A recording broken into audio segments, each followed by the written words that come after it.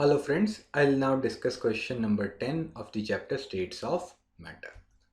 34.05 ml of phosphorus vapor. phosphorus का जो gaseous state है उसकी सैंपल की वॉल्यूम हमें दी हुई है 34.05 ml. मैं इसको 1000 से डिवाइड करके लीटर्स में एक्सप्रेस कर रहा हूँ, which is a more convenient unit. Weighs 0.0625 grams. Mass of the sample is 0.0625 grams at 546 degree Celsius. इसमें मैंने 273 ऐड करके केल्विन में एक्सप्रेस किया है एंड 0.1 बार प्रेशर की वैल्यू 0.1 बार दी हुई है.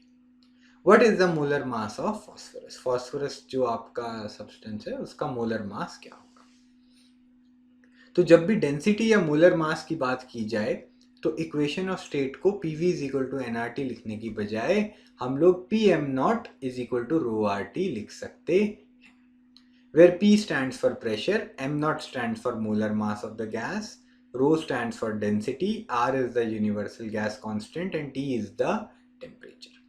तो ये जो गिवन सैंपल है इसके लिए हम PM not is equal to rho R T की वैल्यू सब्सटीट्यूट करेंगे. R की वैल्यू हम लेंगे 0.083 बार लीटर पर मोल केल्विन. R की यूनिट्स में हमेशा ध्यान देना है. यहाँ पर R की यूनिट्स में से हमें पता चलता है कि pressure should be expressed in bar and volume should be expressed in litres.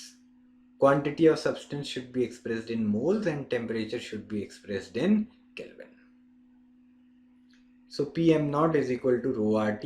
Pressure की वैल्यू 0.1 बार दी हुई है. M नॉट की value molar mass of the gas जो है उसकी वैल्यू हमें निकालनी है, इज इक्वल टू रो. अब आप ध्यान देंगे इस क्वेश्चन में डायरेक्टली डेंसिटी नहीं दी हुई, लेकिन हमें मास ऑफ द सैंपल भी मालूम है और वॉल्यूम ऑफ द सैंपल भी मालूम है. तो यहां से हम डेंसिटी निकाल लेंगे mass upon volume, which is equal to 0.0625 upon 0.0305. Mass को मैंने ग्राम्स में लिया है और वॉल्यूम को मैंने लीटर्स में लिया है. Into R universal gas constant into temperature की वैल्यू हमें दी हुई है 819 केल्विन. अब काफ़ी सिंपल कैलकुलेशंस हैं, आप खुद से मल्टीप्लाई करके आंसर चेक कर सकते हैं. It will be approximately 1250 grams पर मोल. तो हमें मोलर मास जो फॉस्फोरस का सैंपल दिया हुआ था उसका निकालना था एंड इट इज़ 1250 ग्राम्स पर. चूंकि ये वैल्यू काफ़ी बड़ी आ रही है तो चिंता की कोई बात नहीं है. इसका मतलब है फॉस्फोरस जो है वो उसका जो मॉलिक्यूल है it has multiple number of phosphorus atoms. So this is the required answer. Thank you so much for watching.